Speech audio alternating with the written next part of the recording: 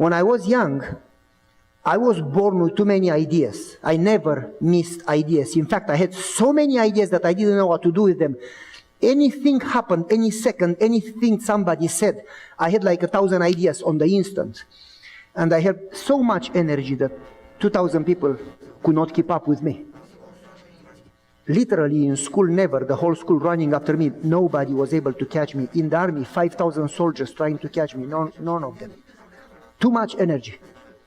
And so I'm going to give you not too many examples, because that means that I give too many suggestions to the young ones. Just one example. My uncle was fixing cars. And I was watching, and he told me, you know, if you cover the muffler, the car will not go too far, because the car needs to exhaust, you know, the smoke. I got an idea right away. We were camping that weekend. There was a lot of youth and the pastor. We ate corn on the cob. Guess what?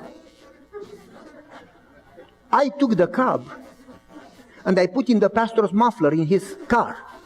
And then I went to the pastor and I said, Pastor, do you believe in miracles? Oh, yes. Have you seen a miracle lately? He said, no. Why not? Don't you believe in God? You should see God's power every day. Yes, you are right. I know I should pray more. I said, well, God gives you opportunities if you repent. We finished camping. Sunday, let's go home. Everybody got in the car. We started the car, so we left. The pastor started the car. He drove 20 feet and the car took and stopped. Everybody stopped. Let's help the pastor. We went around the car. They lifted the hood. They looked to the engine. They checked everything, checked the battery, everything. Nothing, dead. So I go to him, did you pray? He says, well, actually I didn't. I said, you are a pastor. They got around the car, they prayed. While they prayed, I pulled the corn. He tried the car started. I said, miracle! One of the young kids didn't close his eyes. And he told the pastor that I pulled the corn. The pastor called my dad. He's crazy. He will never change. And that was what my mom and my dad heard like 20 times a day.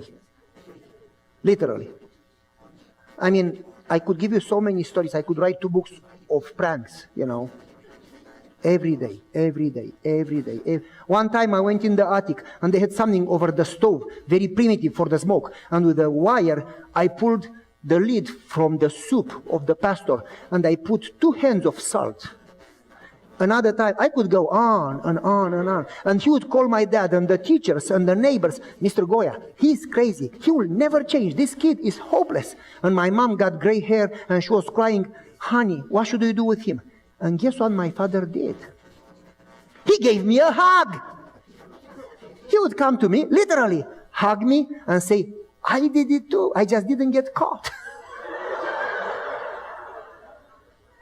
And my mom, why would you encourage him? And my father would say, if he's like me, if we beat him, he's going to leave the house and never come back. And then my father would say to my mom, we parents represent God's love before our children. They know God through us. How could they understand God and His grace unless we show it to them? And he would say to my mom, God forgave us. Shouldn't we forgive Him? And he would say to my mom, my father prayed for me, and when I was 32 I changed. He's not 32 yet. I am praying for him day and night, and he will change. And if we keep praying, all that energy and ideas for God's work, can you imagine? Do you follow me? That's called grace. Undeserved, unmeasurable, amazing, wonderful grace.